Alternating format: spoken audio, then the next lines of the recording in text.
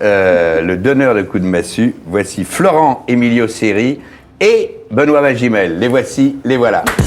Depuis qu'il a filmé Bruce Willis dans Otage, Hollywood s'intéresse de très près à Florent Emilio Seri. Il a même failli réaliser Die Hard 4, mais non, il a finalement préféré L'ennemi intime, un projet qui lui tenait plus à cœur, d'autant qu'il retrouve son ami intime, Benoît Magimel, pour la 3e fois. Il y a quand même beaucoup de choses positives, hein, c'est le moins qu'on puisse dire. C'est vrai, c'est vrai.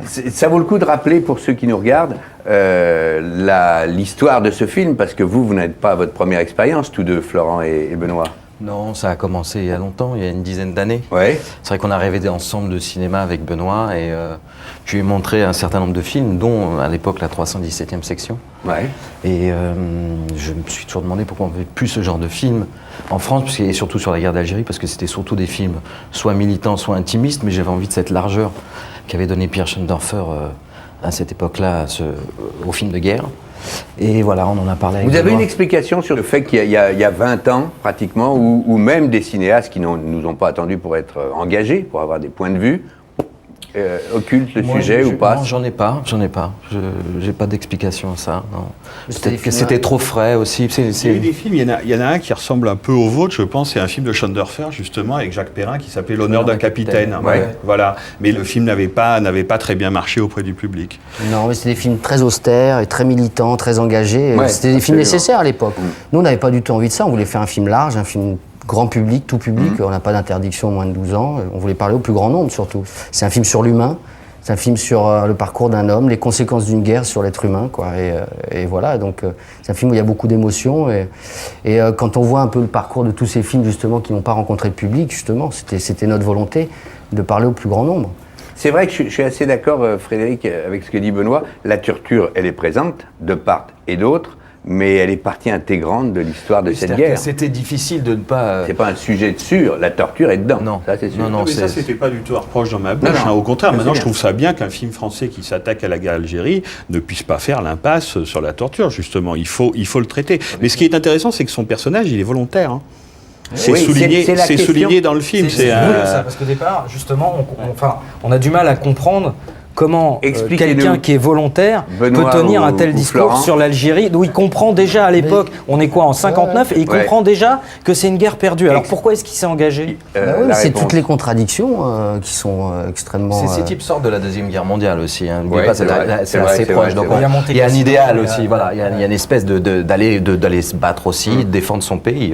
C'est vrai que c'est des choses qui ont plus trop cours aujourd'hui. On n'est plus dans cet esprit. Mais c'est tout le personnage d'Albert Dupontel aussi qui lui rêve de fait de guerre, qui a déjà fait l'Indochine. Et qui est déjà en phase descendante, il se reconnaît pas dans cette guerre d'Algérie parce qu'il va y faire le flic et il y va pas pour autre chose. Et son personnage, il arrive déjà chargé de ça. Il a envie d'aller en Algérie, il a envie de défendre cette population aussi qui s'est pris dans un étau entre l'armée française et de l'autre côté le FLN. Et puis il y a le personnage de Félag qui est vraiment intéressant aussi, qui est héros de Monte Cassino et qui se retrouve dans les rangs. C'est un peu de ces FLN. personnages Ça, c'est qu'on a vus intéressant. dans Indigène. Voilà. 15 ans après, Ouais. qu'est-ce qu'ils sont devenus? Il y en a un qui est au FLN, l'autre qui a rejoint les Français. C'est ça, la bataille totale entre ces deux-là, qui ont vécu une même défense de l'histoire de notre pays, dans une même bataille, et qui se retrouvent ennemis, l'un presque quasiment à tirer sur l'autre. Il y a aussi le tortionnaire en chef qui est interprété par Marc Marc Barbet, Barbet. me semble-t-il, qui lui raconte qu'il était résistant. Donc, il a été torturé par la Gestapo. Qu'il a été torturé par la Gestapo, qu'il y a perdu quelques dents. Hein, Voilà. il montre ses dents. Et c'est un peu ça que je voulais dire. C'est un peu ça que je vous reproche. C'est-à-dire que chaque personnage, alors en même temps c'est de l'écriture scénaristique, hein, bien sûr, mais chaque personnage, je trouve, est le représentant d'une bribe de l'histoire. Et que du coup, je trouve que parfois le film est un peu démonstratif parce que tout est bien dit, la contradiction est soulignée. Lui, il était Je pense que résistant parce que- et torturé, maintenant c'est lui qui torture. Florent. Vous voyez ce que je veux dire? Oui, c'est parce que le film avance par contradiction. Parce que c'est pour montrer que des deux côtés, c'est compliqué, c'est une guerre compliquée et qu'on est vraiment du côté de l'humain. Alors, vous faites référence à cette scène, c'est vrai que dans cette scène, on parle de choses. Moi, ma génération connaît très mal cette guerre.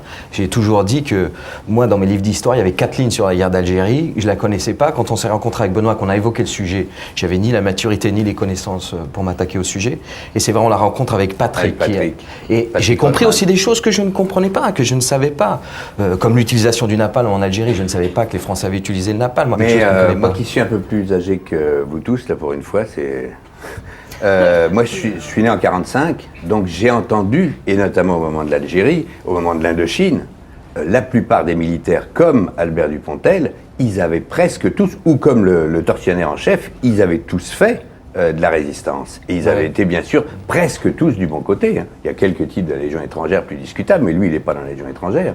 Il y a quand même dans l'armée, à ce moment-là, beaucoup de gens qui ont fait la guerre. Donc c'est pas juste pouvoir tout mettre dans une belle histoire. C'est une réalité. Non, mais en revanche, le personnage de Magimel, ce qui est intéressant, c'est qu'après tout, pourquoi il est idéaliste? Parce qu'on comprend quand même entre les lignes que lui, il veut croire à l'Algérie française, finalement. Absolument, simplement pas celle-là.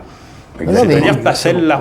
Pas celle qui a Absolument, conduit à Frédéric. l'insurrection algérienne. C'est ça aussi l'ambiguïté du Il pense qu'il personnage. faut donner les mêmes droits aux Algériens qu'aux Français. Il pense que voilà, mais qu'effectivement, il vient se battre pour la France. Mais malheureusement, voilà, il est confronté à des choses auxquelles il n'était pas préparé. Je veux dire, quand on vous dit le méchant est en face, c'est un type qui a combattu avec les Français pendant la guerre de 40, qui était les compagnons de la France libre. Ils ont été décorés par l'armée française. Vous vous battez contre un type qui était votre ami d'hier. Maintenant, c'est votre ennemi. Il y a des anciens résistants qui, tout d'un coup, ont fait des grands actes héroïques, pareil. Et puis là, confronté à l'Algérie, ça devient un peu difficile. Il y a beaucoup de toutes ces contradictions, ça déboussole complètement, quoi.